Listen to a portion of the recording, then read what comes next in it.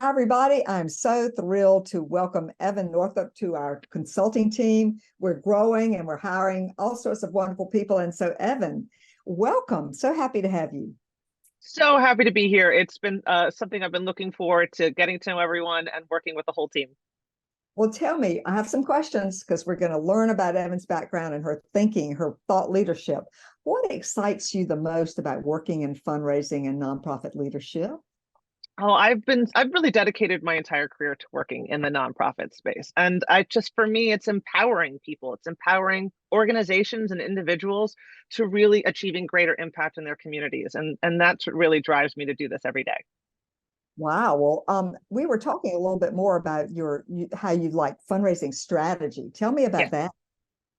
For me, it's really fun to sort of be able to connect the dots. Sometimes it's like looking at a constellation in the sky. You look up and you see all these stars and you don't know how they connect. And for me, figuring out where the lines come and where to bring in somebody and how to look at something and making it all work in a cohesive piece, that's just it's the fun part of the job for me. And that's what I love to do the best. And when you're doing a capital campaign, there's a constellation out there, and we have to figure out what is the path to Exactly. achieve all these wonderful transformational gifts that are available for our nonprofits. Absolutely. And that's the really fun thing about the clients that we have at Gail Perry Group is everyone is achieving some wonderful, incredible things and have these goals that they really want to accomplish. And so to be able to sort of chart a path for them to get there, that's just the fun part of that strategy. So much fun because we always like to say we give our clients a map, not Yeah. whether or not you can do a campaign, but here's the map. Yay. And second thing I wanted to chat with you about was technology. And you have a lot of experience putting technology to work in nonprofits. And so, what are the gaps that you see? Is there one thing that every nonprofit can do to take maybe a meaningful approach toward injecting better tech, more sophisticated tech into their fundraising? The most vital, this is a clue for everyone who might be listening to this. The most important thing to do is keep all of your information in a central place. If something is living in your head, if something is living in your notes, it's not going to help the other people in your organization.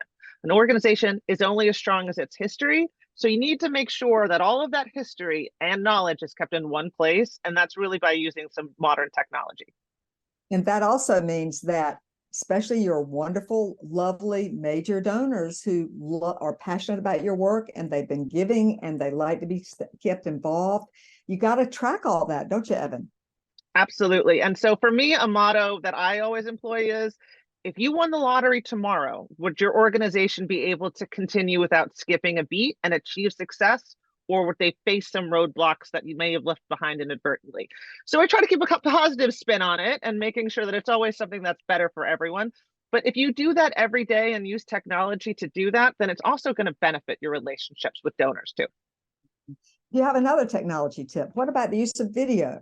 What about donors who want to be communicated with via different media? What do you think? I think it's really important to honor what a donor wants, right? It's really about identifying with who they are as an individual. And we were just talking at a different time about the Bank of America report, and most donors want to get emails. We spend a lot of time as fundraisers picking up the phone and trying to connect and usually getting voicemails. But really, we need to be tailoring how we want to do things to how a donor wants to talk. And so that's really important. I know that's something that Gail and our whole team does. Absolutely. We're very one of our major rules with major donors is you communicate with the donor on the platform of their choice, not yours. Right. Exactly, because it's really about making sure that they're going to pay attention to things. And if they're not, they're going to move right on to the next organization. And I do think that there's an older generation of donors that really doesn't want text messages. What do you think? I do. Sometimes that can be something that can alienate people. But I think you can have really honest and frank conversations with donors about how they want to be communicated with, and they'll tell you. And Yeah, again, if you're keeping it in a central place, then anyone who's talking to them will know the best way to do it. and yeah, that's one of our great rules. Don't make assumptions about your donors. Ask them. Don't be scared. I mean, sometimes it really is just a quick question of, do you want me to text you about this update? Do you want an email? And they're going to say, oh, do this. And then you know, and then you don't have those sort of blunders that kind of occasionally pop up when we're trying to find the best way to capture their attention. Yes, yes. And so let's move on to my third question.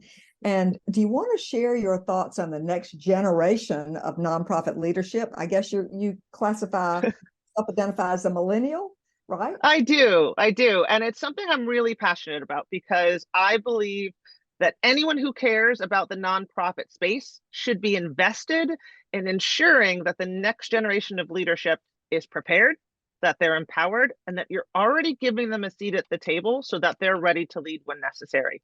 I actually helped craft AFP's new Leadership Institute from the ground up. And so I really believe that the next generation of the leadership, you need to start shaking up the system and making sure that your voices are heard starting now.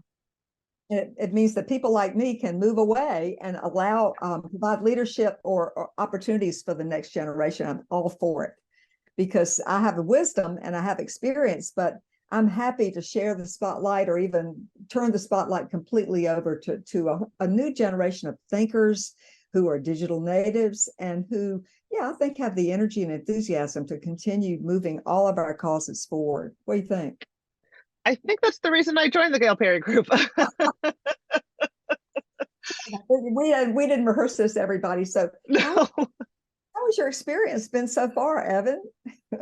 I mean, really being able to work with people who have such incredible depth of knowledge and experience, and also are really lifelong learners, really dedicated to ensuring that everyone that we work with really feels connected and feels listened to and feels heard, and that we're really charting that path for success for them. And honestly, we spend half our time laughing, which I think is important because my biggest belief in fundraising world is that enthusiasm is contagious. And I think that's something that's so strong here. Well, we are bringing wonderful new people and younger people into our consulting group, and we'd love to hear from you about your impressions of our new team. And Evan, congratulations for stepping up to the plate in thought leadership. Congratulations for being our first of many millennials on our team. They're doing in front of clients, and so welcome again. Thanks so much. Thank you. So happy to be here, and always reach out to me. Thanks. Bye.